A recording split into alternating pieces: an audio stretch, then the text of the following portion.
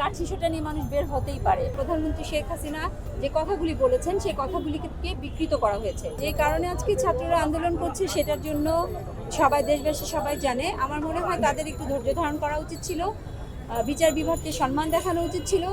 আমরা নিজেরাও ছাত্রলীগ করে আজকে এই পর্যায়ে এসেছি, রাজনীতির এই পর্যায়ে। আমি মনে করি জননেত্রী বা প্রধানমন্ত্রী শেখ হাসিনা যে কথাগুলি বলেছেন সেই কথাগুলিকে বিকৃত করা হয়েছে এবং বিকৃত করে এই কোমলমতি আমাদের যে ভাইয়েরা বোনেরা তাদেরকে ভুল বোঝানো হয়েছে।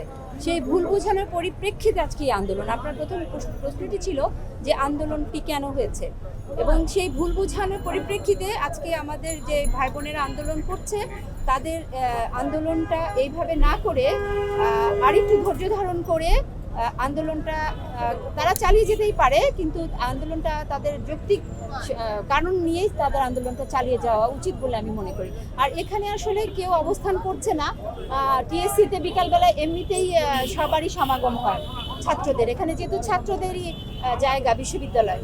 এখানে আমরা যারা আছি বিভিন্ন আমাদের দলীয় যে ব্যানারগুলি এখানে দেখছেন তারা আসলে অনেক ক্ষেত্রে সাধারণ ছাত্রদের নিরাপত্তার জন্যই আছে বলে আমি শুনেছি। লাঠিসোঁটা নিয়ে তো আসলে সবাই যায়, বাংলাদেশের একটা মানে প্রচলিতই হচ্ছে কিছু হলেই একটু লাঠিসোঁটা নিয়ে মানুষ বের হতেই পারে, কিন্তু এটা যে একজন আরেকজনকে মেরে ফেলার জন্য বা আঘাত দিয়ে অনেক ক্ষতি করার জন্য করা হয়েছে সেটা না। কেউ একজন করেছে তার পরিপ্রেক্ষিতে আরেকজন করতেই পারে, বিষয়টা এরকমই।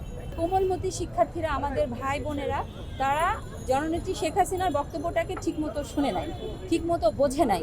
তার বক্তব্যটা এরকমই ছিলই না যে উনি সমগ্র শিক্ষার্থীদেরকে রাজাকারের সন্তান বলে আখ্যায়িত করেছেন। এটাকে অবশ্যই তাদের বারবার শুনতে হবে, বারবার বোধগম্য করতে হবে এবং এই আন্দোলন থেকে তাদের সরে যেয়ে অবশ্যই বিচার বিভাগের রিপোর্টের জন্য অপেক্ষা করতে হবে এবং অবশ্যই মাননীয় প্রধানমন্ত্রী কী করেন সেদিকে একটু লক্ষ্য রাখতে হবে।